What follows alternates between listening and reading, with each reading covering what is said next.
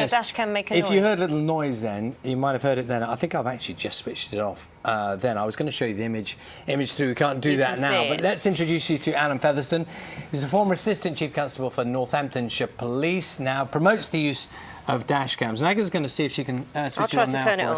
Press the button on the end. There's been a huge increase in the sales of these, and these are attached to people's dashboards, as the name suggests, looking out at what happens in front on the road. They are indeed, and that's for either their own protection if they have an accident, or to catch incidents of dangerous, reckless driving.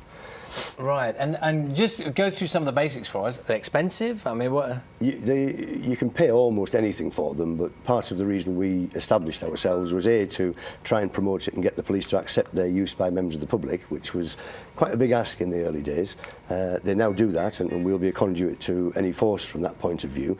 But primarily, from my point of view as an individual, if I have an accident, as I've had a couple prior to putting a camera in the car, I have no comeback, so I lose my no claims.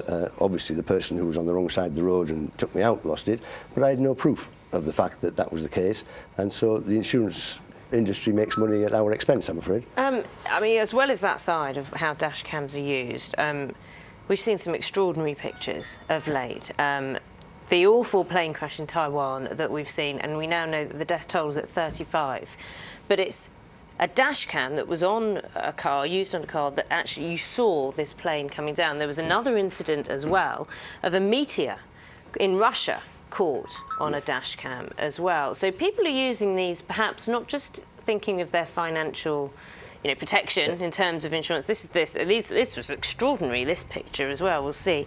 But also it's almost a hobby now, isn't it? It's almost going viral type thing. And amongst cyclists, I think viral is a very good word for it. Amongst cyclists, with the risks to them, particularly in the big cities, then they proportionately use an awful lot more of this type of camera. And they're very similar. What attaches to their helmets or to their handlebars is very similar, and the concept and the technology is much the same. And of course, the protection you get in the event of an accident, financially, you can't stop the damage that's been caused, is very helpful as well. But our big concern was the scale of really, really poor and dangerous driving on the roads, and this provides some means of identifying those individuals and providing evidence to the police. And some people have raised concerns in the past, not just necessarily about this camera, but the amount of gadgets and gizmos that you have concurrently going on. While you should be concentrating on your driving, maybe you've got a sat-nav device there. Now you've got a camera here, which presumably you switch on and off. You've got your phone, which is. I mean, there's more and more things. I must take it back a step. I think you're absolutely right. It is dangerous, but you don't switch it on and off. Once it's wired into the car, it comes on with the ignition. There's no wires there all around outside the windscreen.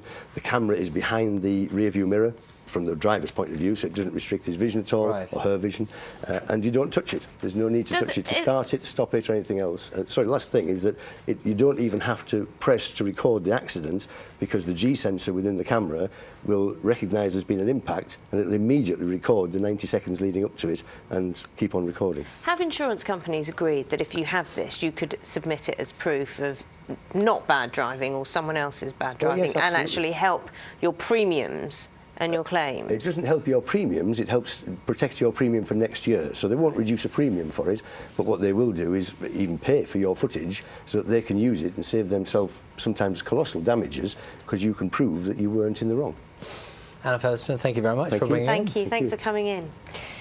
Still to come, the BBC News Channel has the latest on those Ukraine talks. Remember Angela Merkel, François Hollande, a meeting with Petro Poroshenko in Ukraine.